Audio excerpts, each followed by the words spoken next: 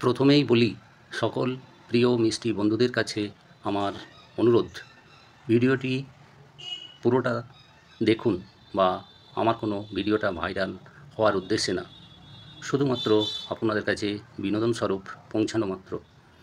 বাজারে ভিডিও অনেকেই আছেন পোস্ট করেন, কিন্তু এটা একটা আপনাদের অভিজ্ঞতা অর্জন মাত্র।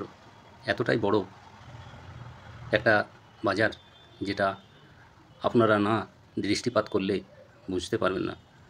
এই বাজারে দৈনন্দিন জীবনের যেটা আমাদের সকলের লাগে, এবং শুধু বাজার না, মুদিখানা, মাছের বাজার, সবজি, মাংস, এমনকি ঝাঁটা, কুলো, ঝোড়া, ফল ইত্যাদি ইত্যাদি। এই যে দেখছেন সামনে একটা খোলা জায়গা, খুব সুন্দর একটা পরিবেশ, না দেখলে বুঝতে পারা যাবে না। সবটা আমি ঘুরে দেখাতে পারবো না হয়তো, কারণ তাহলে ভিডিওটা অনেক বড় হয়ে যাবে। তাই বন্ধুদের উদ্দেশ্যে লাস্ট পর্যন্ত ভিডিওটা দেখে কেমন লাগলো বা কেমন অনুভব করলেন আমাকে জানাবেন। এটা মাছের বাজার ছিল, এটা সবজি বাজার, অনেক বড়, না দেখলে বিশ্বাস করবেন না। কয়েকটা গ্রাম জুড়ে এই বাজারের ভিতরে মার্কেটিং করতে আসেন। এটা দেখছেন টোটালটা সবজি। ওইদিকে আছে, ঘুরে দেখাবো, মুদি দোকান, মানে মুদির যে মুদির ব্যবসা যারা করেন, অর্থাৎ ডাল, চাল, তেল, নুন। আমি যাব, একটু গিয়ে যাচ্ছি, দেখুন, বুঝতে পারবেন আপনারা।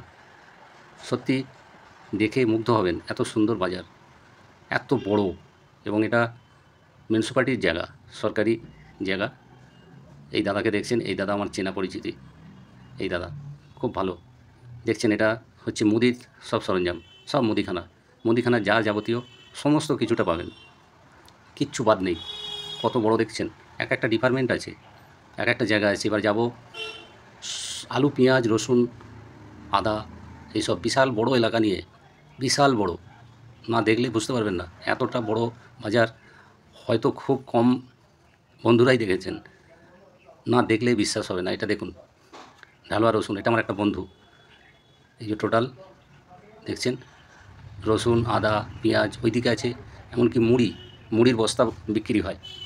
মুড়ি মানে কি বলবো, বস্তা বস্তা মুড়ি এখানে পাইকারি দরে বিক্রি হয়ে নিয়ে যায়। তা আপনারা কেমন দেখলেন ভিডিওটা, লাস্ট পর্যন্ত অনুরোধ দেখে।